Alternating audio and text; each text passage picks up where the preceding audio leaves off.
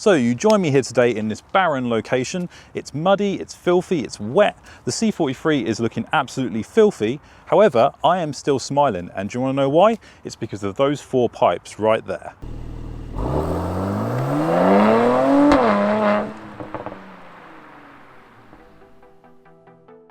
Now, if you follow my channel, you'll know that I've made tons of videos on the awesome AMG Performance exhaust right here, but this one's going to be like one you haven't seen before. So why is this video going to be different from my other videos? What's new? Well, this microphone right here, which you may have seen me using before, if I take it off now, if I take this microphone off, you can see that it's a completely wireless microphone. So what we're going to do is we're going to take the microphone off and we're going to put it in the boot here. We're going to put it as low down as possible, and we're going to put it as close to the exhaust as possible. So when I'm driving, you're going to hear maximum sound. And the plan is to get as many pops and bangs as possible. We're going to do a full Sport Plus drive. I'm hoping that it's going to be crazy. And if that's not enough for you guys, I'm also going to be showing you a new move that I like to do in the car, which I basically call the machine gun. Why the machine gun? Well, because it sounds like a machine gun.